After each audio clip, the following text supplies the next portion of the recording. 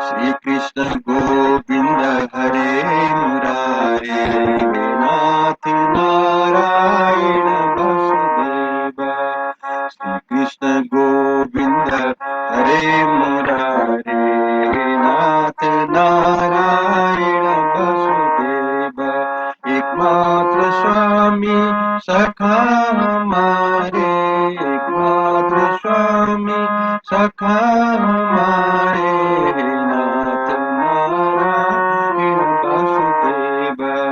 श्री कृष्ण गोविंद हरे मुरारे, हे नाथ नारायण वासुदेव। एकमात्र स्वामी सखा हमारे, एकमात्र स्वामी सखा हमारे, हे नाथ नारायण वासुदेव। श्री हरि शरणम प्रभु हरि शरणम, श्री हरि शरणम, श्री हरि शरणम, श्री हरि शरणम प्रभु हरि शरणम, श्री हरि शरणम, श्री हरि शरणम।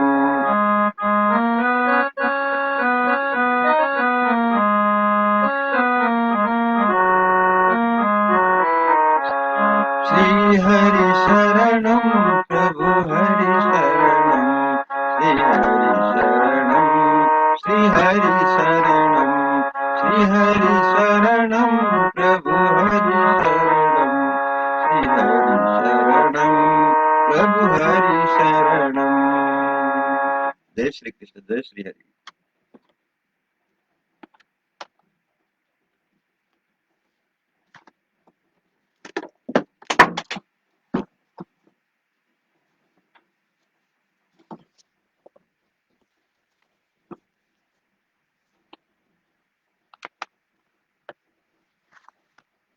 श्री हरिवंश पुराण 88औं दिनमा आज म यहाँहरु समक्ष 35औं अध्यायको बाँकी भागलाई अगाडि बढाउँदैछु। जय श्री कृष्ण। कुछ घुड़सवार योद्धा घोड़ों पर अच्छी तरह से सवार थे। उनके घोड़े वायु के समान वेगशाली थे और उछलते कूदते हुए आगे बढ़ते समय आकाश में उड़ते हुए पंछियों के समान प्रतीत होते थे।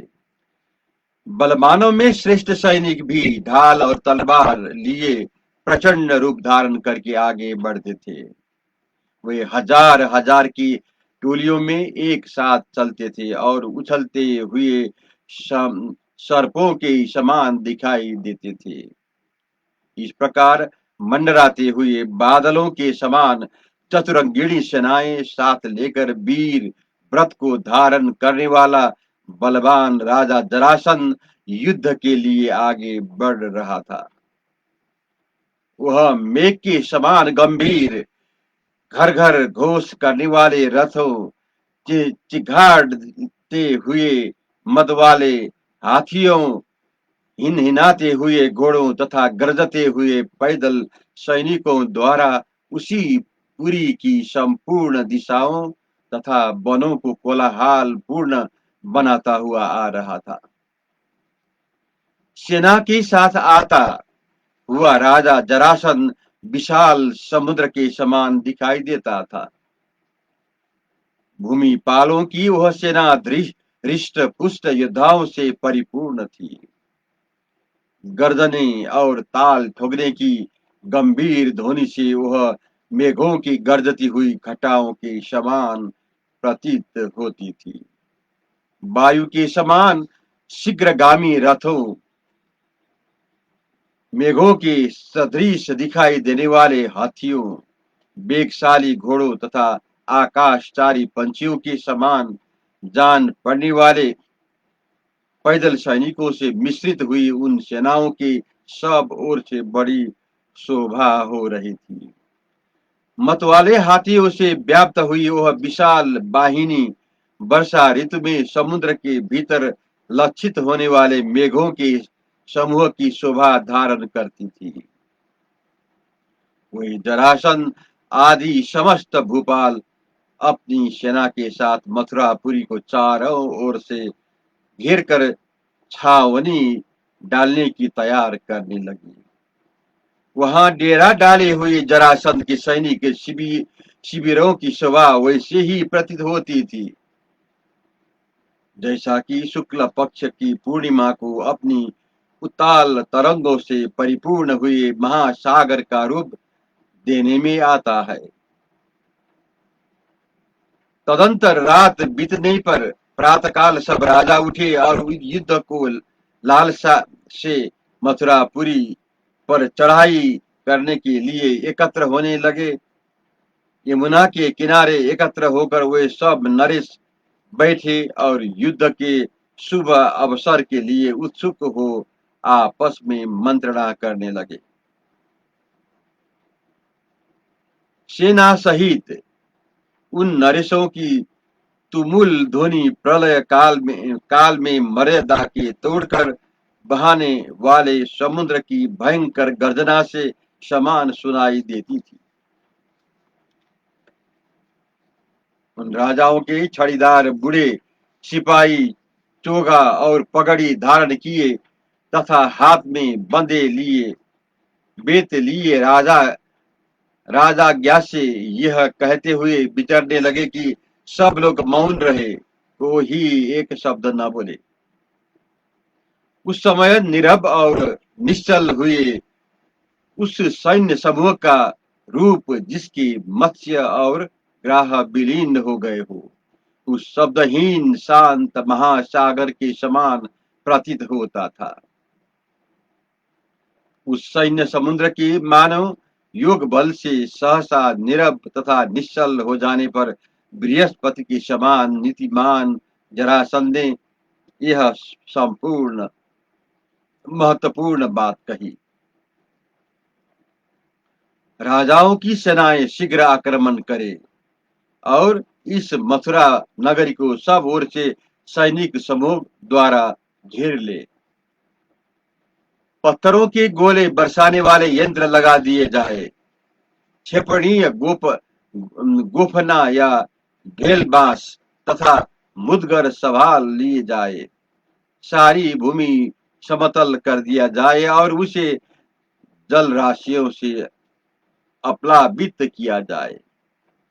धनुषों को ऊपर उठा लेना चाहिए, प्रासों और तोमरों को भी हाथ में ले लिया जाए।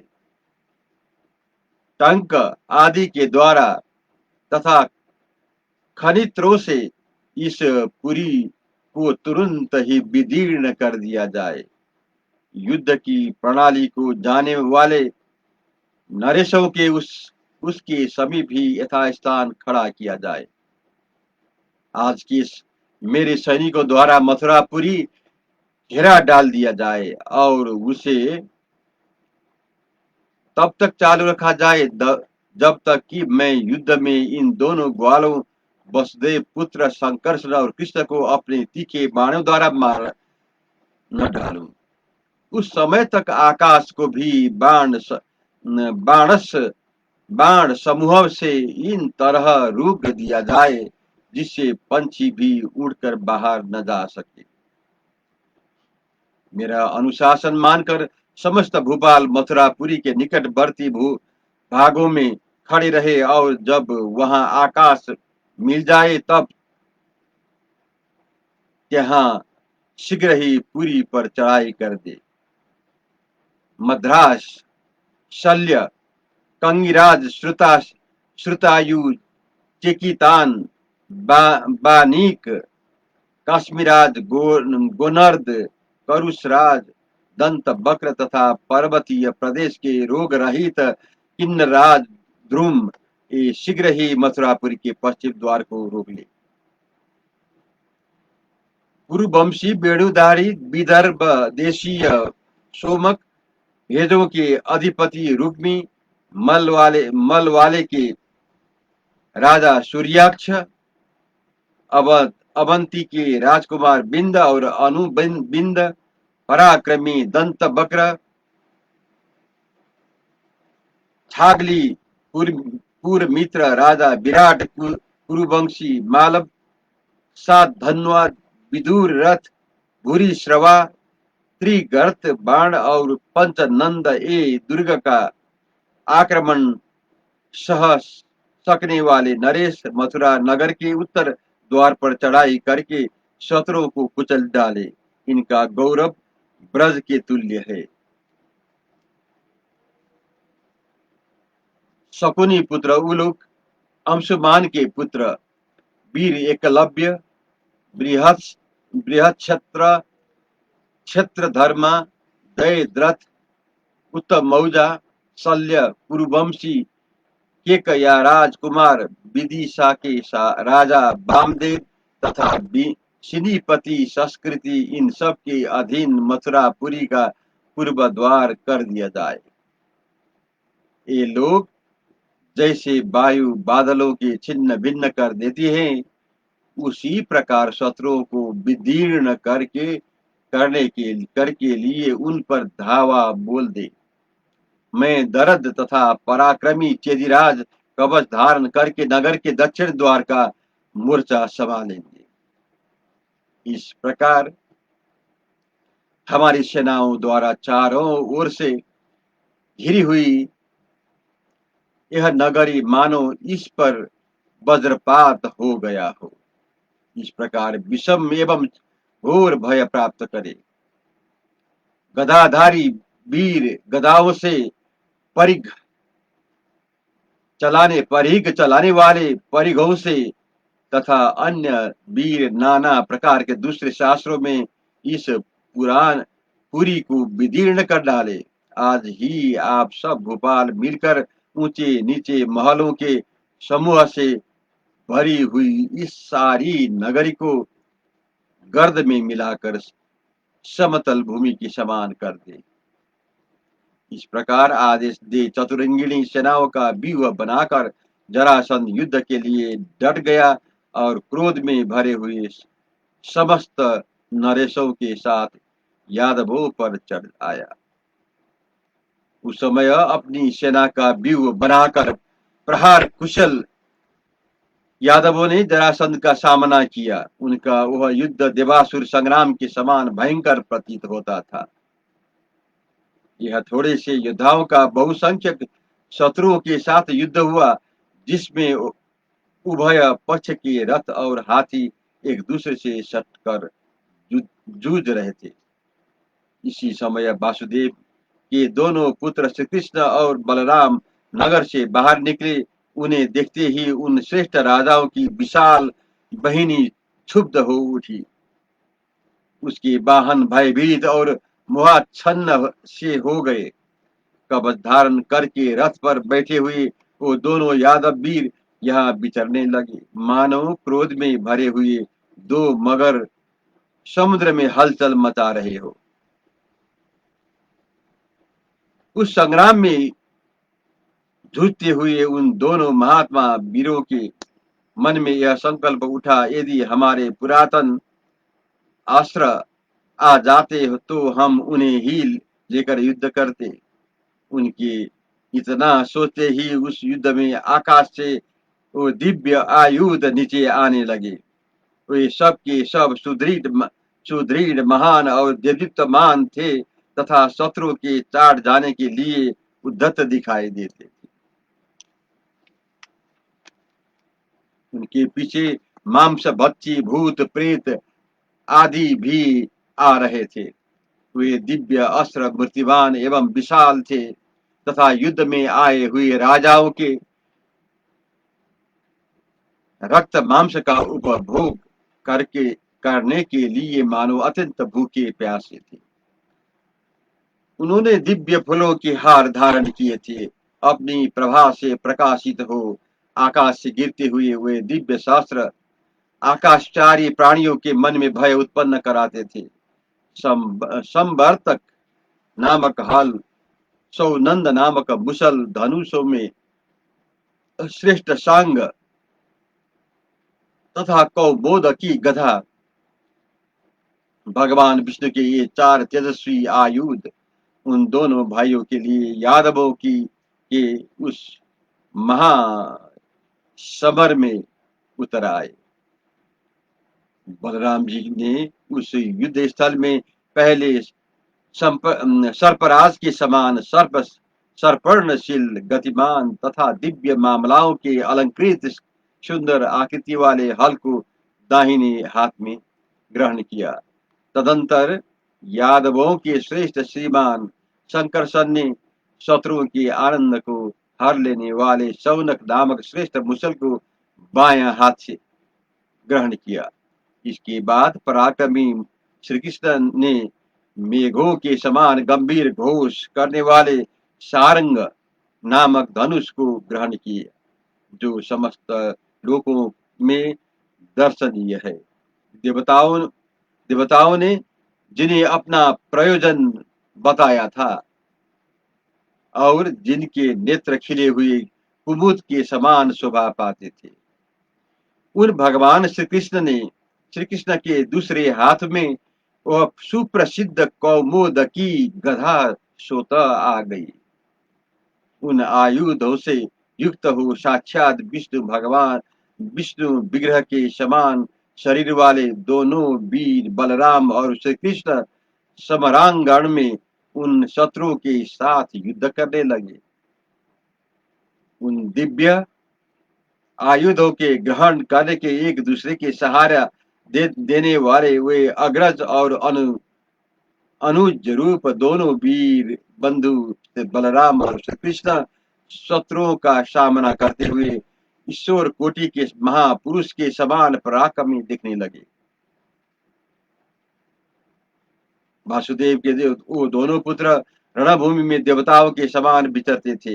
वीर बलराम क्रोध में भरकर सर्पराज के समान हल उठाए शत्रुओं के लिए काल रूप होकर समर भूमि में विचरते थे।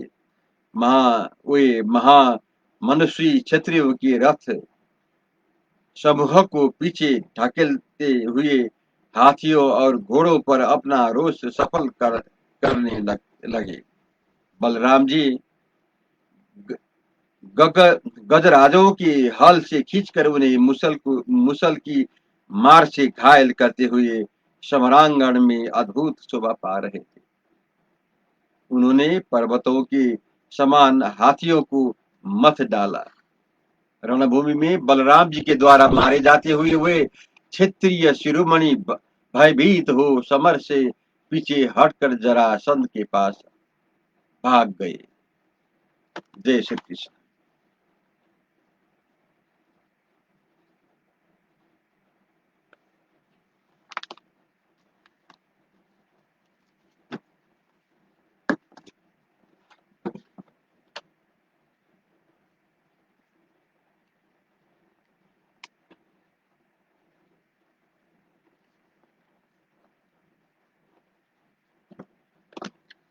श्री कृष्ण गोविंद हरे मुरारे, हे नाथ नारायण वसुदेवा।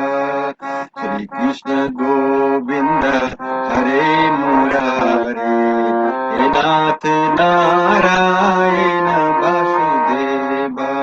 एकमात्र स्वामी सखा हमारे, एकमात्र स्वामी सखा हमारे, नाथ नारायण वसुदेवा। श्री कृष्ण गोविंद हरे मुरारे, हे नाथ नारायण वसुदेवा।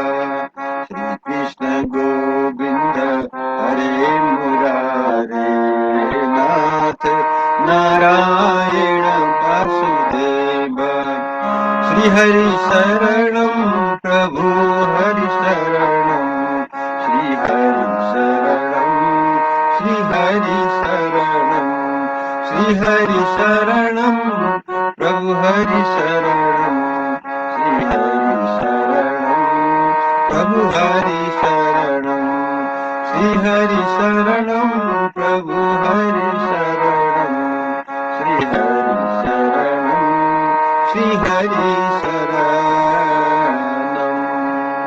जय श्री कृष्ण, जय श्री हरि।